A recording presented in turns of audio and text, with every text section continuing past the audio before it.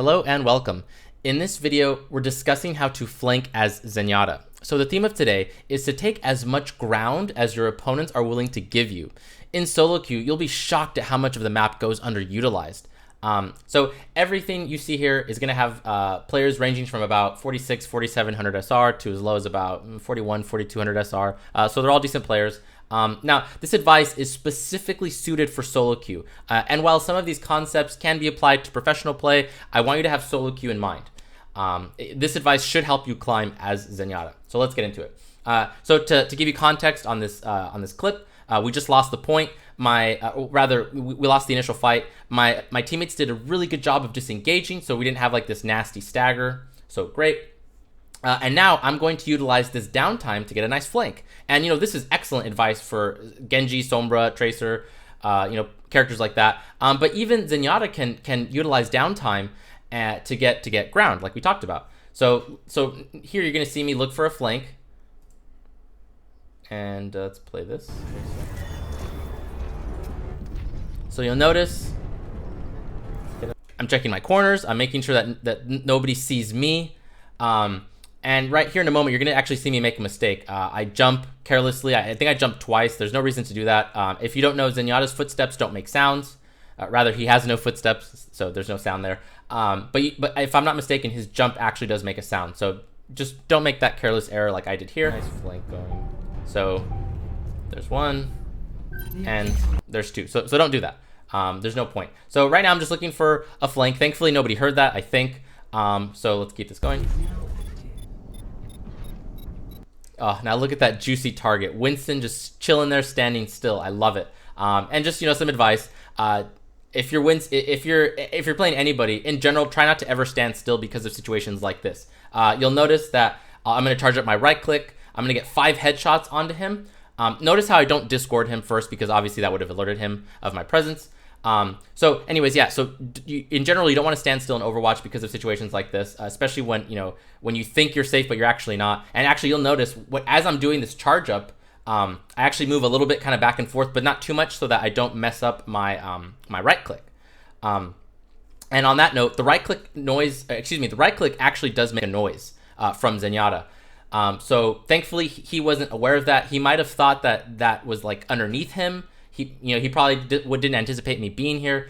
And also there's like this thing that happens at the same time where the point unlocks while I'm charging up. So that kind of muffles the sound a bit, or rather covers it up. So that was a bit lucky on my part. So, a lot of stuff to kind of consider here. Anyways, let's play this. There it is. And there's the follow-up. And I make a mistake here. Actually, I linger for too long. I should have just bailed immediately. I almost just died. But here, that'll do. So, cool. So you can see we basically just cleaned up. I can't see exactly what my teammates were doing, but they obviously did a very good job too. But it was, even easier that we all just kind of just crushed our opponents, and then just immediately the point was taken. So as Zenyatta, I don't want you to always feel chained to being behind your opponents. A lot of people consider Zenyatta as very frail, which is true, but he has so much burst potential. As Zenyatta, you have to play very confidently, very fearlessly. If you play too scared, you're gonna kind of hit a wall in solo queue. The only reason I'm in top 500 is because I can manipulate my opponent's movements, even with a character like Zenyatta, even though my mechanics aren't even that great. I play in a more like strategic, tactical manner to abuse my teammates being lazy, or just not approaching the game strategically. So that's kind of my what I bring to the table. So now let's move on to another clip. 4909 right there. Okay, so here you're gonna see something similar. There's downtime. We actually just won the previous fight, and now I can set up. So let's play this for a little bit. I need to give it to the resident. So I got Doomfist here on the left. This is great. And I make a huge mistake here. I usually don't do that. It's actually pretty out of character for me, where I cancel my right click when I need it with the melee. Yeah, so actually that was unfortunate because that potentially could have been a kill on Tracer. So what you're going to see in this clip now is we're going to use this left side very well, and we're going to just push it. We're going to create so much pressure, and then we're going to absorb pressure, and it's going to create this nice fight good positioning for us, where I think D.Va and Winston kind of dive me, but we just kind of, you know, keep falling back, and it puts the opponents in a bad position. So we'll play this. Oh my god, I shouldn't have done that. She respected the orb. That was great. The Discord. Cool. So notice, and you know, and just to give you some context, we're winning this. This is the 4th round of King of the Hill, and you know, this whole time with my style of play, I'm constantly flanking, causing pressure. So it's very much rather, this Winston, him diving me is not out of I guess character. Like he's been probably recognizing on his team how much pressure I'm causing, and he wants to come and deal with me. But now look at my Doomfist. He's been, you know, kind of with me this whole time, waiting for the proper moment. And I want to take this opportunity to just to bring up that when I play solo queue on the Chinese servers, I don't really communicate with my team. I don't join voice chat, and sometimes I'll communicate with chat a little bit, text chat to communicate certain things. But in general, I'm pretty silent, and the way I communicate is purely just through the wheel, the voice wheel thing, and then also just kind of with like my positioning and like my, you know, body language, so to speak. Like I try to make sure that I'm putting myself in a position that my teammates can know that I have their back, and that I am, you know, creating pressure. So this Doomfist, we never coordinated at all, but he knew, hey, he's like, hey, like this Zenyatta player is probably pretty good. I'm going to stick with him. I know he has my back. I have his back. And then, you know, we can create these plays together. So don't always feel like, you know, I feel like a lot of times players get stuck in this mentality where they need to like communicate. And, you know, over communication is just as bad, if not worse than, you know, a lack of communication. And especially in solo queue when you're playing with 5 random people you never met before, probably. So in my opinion, I have, you know, that's something that maybe a lot of people will disagree with, but in my opinion, sometimes you don't always need to communicate. You can communicate very effectively through your gameplay. So in this case, I was flanking a ton. This player, this teammate of mine probably recognized that and was like, hey, I'm gonna pair up with this Zenyatta and kick some ass. So let's play this. So we're absorbing pressure, and we're just kind of, you know, trying to alleviate pressure from the rest of the team, and then collapse afterwards. So I'll let this run for a bit. We just clean this up. It takes a while, but I'll just play it for a little bit. In fact, maybe I'll just talk while I yeah. So you're gonna see us clean up here. You know, and notice how I play Zenyatta very, you know, fearlessly. Like I'm not afraid to tango with this Winston. In a moment, I believe now. Actually, let me go back just a teeny bit. We're gonna hear Tracer's footsteps.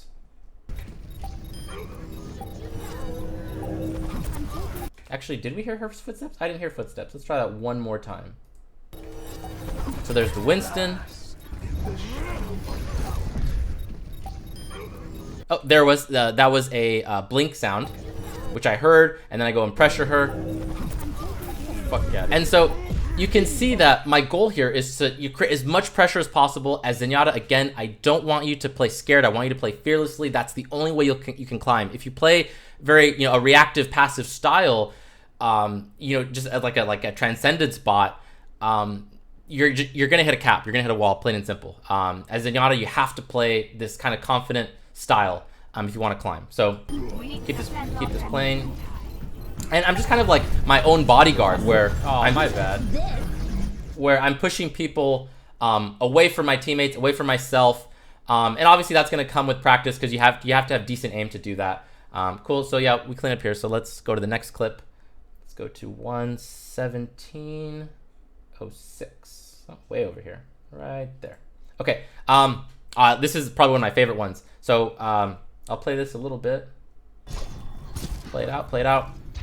So again, using this right side flank, most Zenyatas would just stay around the payload or behind the payload and just push forward, but that's not the style I like to play. Again, for solo queue, I get aggressive. I'm gonna pair up with Tracer here in a moment. So I don't see an opportunity, and then I cancel it with the melee, and now I'm gonna try again. Notice how I don't reload here. 15 bullets is plenty of bullets to put in work, so cool. Because again, if I had started reloading now, I would have wasted too much time. I have Tracer here with me, right here in the middle of the screen. The time is of the essence. I have to go now. And hey, we can already hear the Ana. She's thankfully right there, perfect. Even if she's not here, that's fine. And that's kind of the theme. One of the themes of this video too is that these plays, they may seem like, you know, lucky or whatever, but if you play the style, you're gonna notice these types of plays will fall into your map. Fall into your lap very frequently, especially if you're at like, gold, platinum, diamond, whatever, even at masters. These plays are just going to keep happening. You're going to be like, oh crap, like this is so much easier than the other way. So here, just kill her like that. Draw more resources. The Genji comes, the Winston comes. Just we're abusing all of this ground that the opponents are not contesting. We catch them with their pants down and we punish them.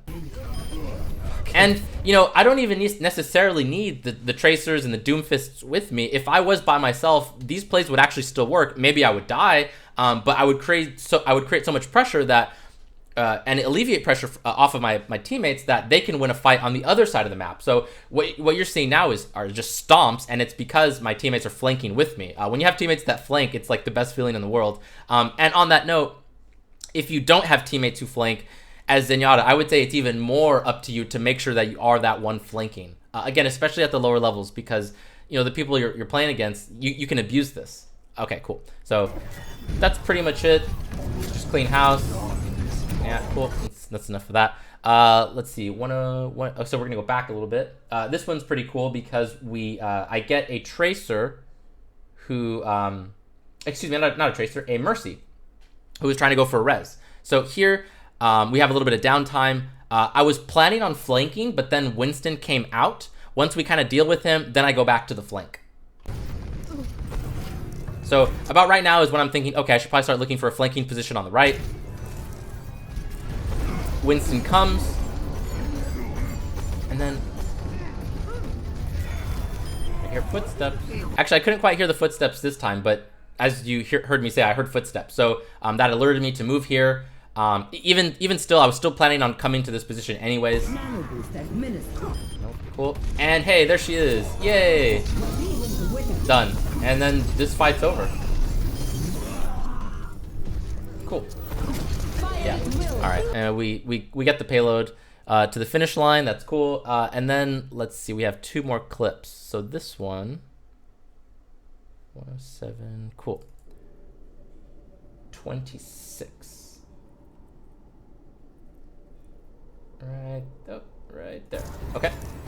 So what you're going to see here is a really good example of using ground, like kind of testing your opponents. Like, okay, how much ground are you going to give me so that in the future I know that you're either a good player who's going to punish me and therefore I'll back off next time, or you don't have good players on the opposing team and I'm going to abuse the hell out of that. So we'll see that in a second. So I'm going to go left and kind of use this left side area by the statue. And that's a pretty nice angle for Zenyatta. You can use that step right here, this one, to kind of get slightly more elevated so you can see onto the point better. Back here, it's a bit tougher. Well, actually, like if you go back a little bit more towards the stairs, it's not so bad. But from back there, your angle of attack is not so. Even from right here, your angle of attack is not so great. Your line of sight is not so great. From that step we just pointed out, angle of attack's better, and you just get a little bit more line of sight. Cool. And while still being able to heal your opponents. Okay. So I'm gonna kind of pick this spot. Press. How much are you willing to give me? Right there, I think we heard footsteps. Let me play that again. Oops. Right there. Yeah, right there again. Okay, cool. And then I kind of, again, so make sure, again, check your corners. Look behind you. Use your camera to move around. Don't be lazy. So I do that, don't see anything, so I go back into it.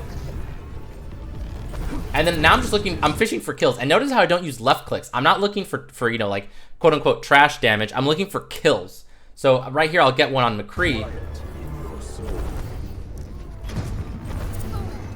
So I think it's right here. And again, these kills, they may seem like, oh man, you're so lucky, like, whatever. But again, these types of plays will happen more often than not if you're positioning yourself properly, even if you don't have the sickest aim in the world, which I definitely do not. So we start cleaning up here. I'm just pressing, and notice how I go forward once I'm feeling more confident. Once the fight starts devolving, I'm getting more aggressive. And then again, similar to the other clips we've been seeing, I'm drawing all this pressure. I'm stretching my opponents out, making it harder for them to kind of to set up properly. So this is excellent. I have Winston, he's sandwiched between me and I think that's Zarya. I got my teammates on the right supporting me. He's gonna drop down, kind of get out of line of sight of his teammates for a second. This is a horrible position for Winston to be in. Zarya's gonna give me a bubble and we're gonna just clean this up. He gets bubble as well. And now I go for an even deeper flank because I'm feeling confident. And then just by doing this, we stretch out our opponents. And then we take the point. So again, well, yeah, the goal is to be fearless. It's to take as much ground as your opponents are willing to give you. If they give you too much, you punish the hell out of them for it.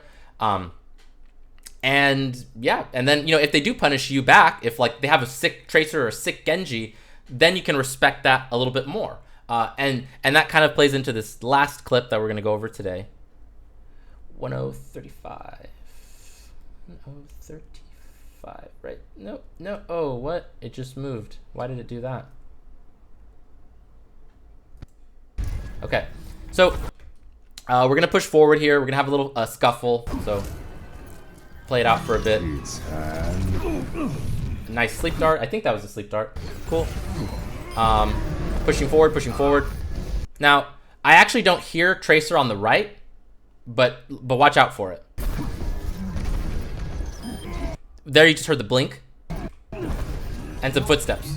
And some more footsteps. Cool. Actually, I don't notice this in game, but once she starts hitting me, then I turn around. So this was a mistake on my part. I should absolutely not have let this happen. I should have first heard the footsteps, or or even better, push out that flank more. So I'm lucky she didn't kill me.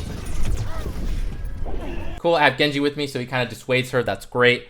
But because, you know, and actually, to be extra crystal clear, again, I didn't hear the footsteps. So the only reason so you're gonna see me actually kill her because I predict when she comes. The only reason I was able to kind of decipher that, not that it was very hard to figure out, but is because of the angle she came from.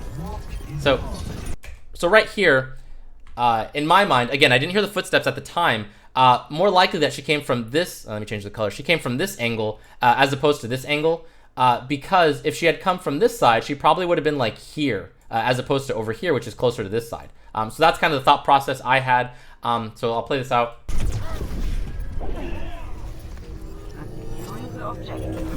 And there it is.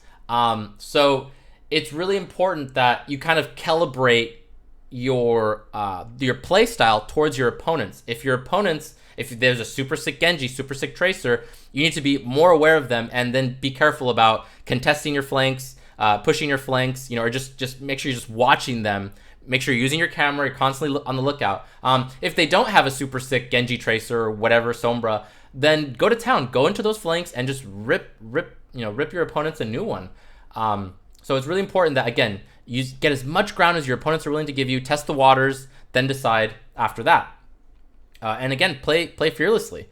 So yeah, I have some notes here. Let me see if I want to go over some of them. Yes, one thing I want to go over is transcendence. A lot of players might say, hey, but you know, if you're back there, then you can't transcendence. Well, okay, yes, there are times you don't want to just constantly be flanking 24/7. And also, you know, if you're flanking really well, you saw in one of those clips I was able to kill Ana. I've done that many times before. You know, why transcendence a nano blade when you can just kill the person who's gonna put in the nano boost? So you know, Overwatch is far too dynamic of a game to get pigeonholed into one strategy. You need to have multiple tools in your toolbox and apply them all accordingly. And you know, kind of like what we talked about earlier, if you can encourage, if your teammates aren't flanking, then you can do it yourself, and then hopefully that'll encourage them to start flanking more, especially from your teammates who should be flanking, like Genjis and Tracers. And far too often in solo queue, from my own gameplay and from all the VOD reviews I've done, just players don't flank enough, plain and simple. It's something that needs to be, that people just need to do more, just plain and simple. Cool. That wraps up this video. If you liked it, please like the video and please subscribe. Thank you.